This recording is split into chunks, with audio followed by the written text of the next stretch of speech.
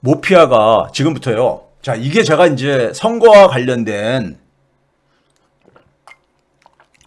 민주당 국회의원들이 청와대가 4.7 보궐선거요. 정확히 평가해야 됩니다.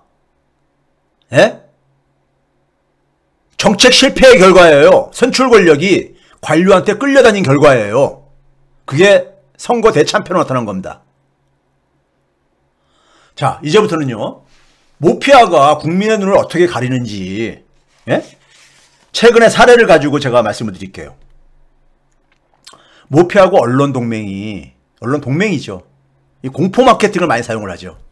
자, 지난주 4월 6일 날에 언론 보도에서 기재부가 국가 결산이라는 걸 했습니다. 자, 정부의 재정이라는 것은 예산을 편성을 해가지고 국무회에서 심의를 거쳐가지고 국회에다가 제출하면은 국회의원들이 그걸 심의를 해가지고 통과가 되게 되면 집행을 하죠. 집행을 하고 나면 다시 거기에 대해서 그러니까는 어떻게 썼는가를 정리한 게 결산입니다. 그거를 이제 그러니까는 국무회의에다가 보고를 하고 거기서 보고된 다음에 5월 말경에 국회에다가 제출을 합니다. 또 국회의원들이 심의를 하죠. 제대로 썼는지 안 썼는지를요. 근데 이걸 4월 6일 날, 왜 하필이면 4월 6일이에요? 4월 7일 날이 선거 있었잖아요. 선거 하루 전에 이걸 딱 발표를 해요. 10시에. 10시에 발표를 하니까는 어떻게 합니까? 물론 보도자료로 기자들한테는 4월 5일 날 나갔습니다. 선거 하루 전에 이게 이제 그러니까는 노출됩니다. 그러고 나서 10시부터 막 언론 보도들이 쏟아져 나옵니다. 언론 보도들이요. 어떤 보도들이 쏟아져 나왔습니까? 자, 여기서 쏟아져 나온 게 뭐냐면은 국가 부채가 GDP를 첫 주알았다. 나라 살림 최대 적자다. 이런 식의 보도가, 그렇죠? 국가 부채 2,000조 원 누나. 1인당 나라비 1,635만 원. 막 이런 얘기가 쏟아져 나오죠. 선거 하루 전에요. 예? 선거 하루 전에 이게 쏟아져 나왔었습니다. 예? 그런데 국가 결산을 보게 되면요. 자료를 보게 되면은 부채하고 채무가 구별돼 있어요. 제가 뉴스공장 나가서 부채와 채무를 차이를 얘기를 했잖아요.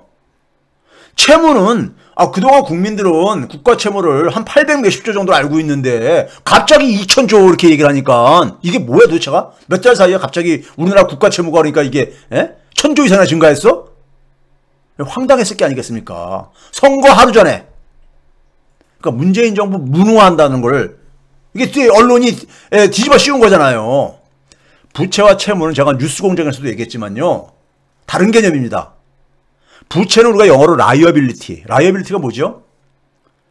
의무, 책임 이런 겁니다. 채무는 우리가 알고 있는 빚입니다. 빚. 상환해야 될 의무가 있는 빚이에요. 자, 부채의 예를 들을게요. 헬스장, 피트니스 센터에 우리가 연회비를 냈어요.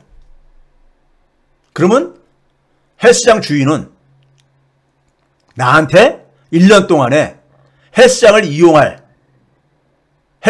서비스를 그러니까 나는 그걸 제공받을 권리가 있는 거잖아요. 헬스장 주인은 의무가 있는 것이고요. 책임이 있는 것이고요. 그렇죠?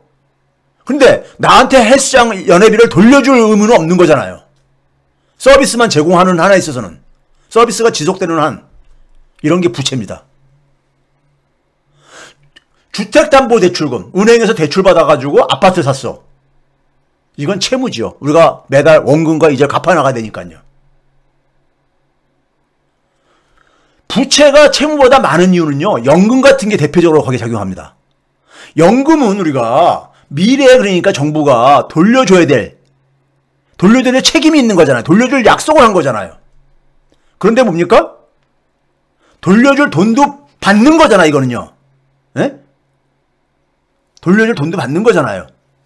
그렇죠? 그래서 이거는 그러니까 우리가 채무가 아닌 거예요. 예? 자, 근데 제가 그래서 4월 7일 날 뉴스공장에 아침에 나가서 이거를 해설을 했죠. 4월 6일 날 전날에 그러니까 오전에 온 신문에 이게 도배가 됐었어요. 선거 하루 전에. 그런데 그때까지 기재부가 완전히 그냥 손 놓고 즐기고 있었습니다. 즐기고 있었어요. 예? 채무하고 부채가 다른 거다 이런 얘기를 안 하고요.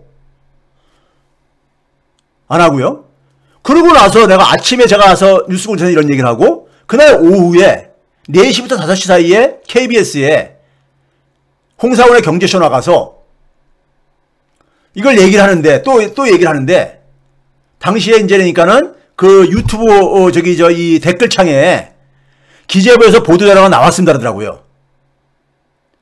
근데 제가 끝나자마자 체크를 해봤어요. 안 나왔었습니다. 그러니까 그 댓글창에 올린 사람이 제가 그래서 그 제작자들한테 기재부 공무원이 올린 거 아닌지 모르겠다. 어떻게 기재부가 이 보도자료를 내는 걸 어떻게 알고 아직 올라오지 않았는데 보도자료가 올라온 건요 6시경에 올라왔습니다. 제가 확인을 했거든요. 예? 그러니까 선거 다 끝날 때까지 안 올린 거예요. 제가 그러니까 방송에서 그러니까는 뉴스공장과 KBS랑 떠들 때까지 안 올린 거예요. 이거 간단한 얘기인데 예? 안 올린 거예요. 그러고 나서 6시경에 부채를 나라빚으로 표현하는 것은 매우 부적절합니다. 이런 것은 이제 그러니까 다릅니다. 부채와 채무는. 이런 보도자료를 낸 거예요. 선거 다 끝날 무렵에. 거기다가 홍남기 장관은 뭐냐면은 자기 페이스북에다가 밤 10시경에 국가 채무와 국가 부채는 다르다. 선거 다 끝나고 선거가 8시까지였잖아요. 그거를 또 신문들에서는 억울한 홍남기. 예? 이런 식으로 이걸 기사를 실어주고요. 예? 다 선거 끝난 다음에 이걸 제가 그래서 그랬습니다. KBS에 출연해서 기재부가 즐기는 것 같다. 왜 그렇습니까? 국가 채무가 이 사람들은 좀 많다고 이렇게 공포를 해야지. 예? 예, 이 홍남기 부총리가 얘기한 건 뭐에 계속했어요. 재정은 화수분이 아니다. 재정은 아껴야 된다. 그러니까 국민들한테 국가 채무를 이렇게 막 국가 채무가 뻥튀겨지고 있는데 2배 이상으로 뻥튀겨지고 있는데도 침묵하고 있었던 거예요. 예? 바로 보도자료 낼 수도 있는 걸 가지고 예?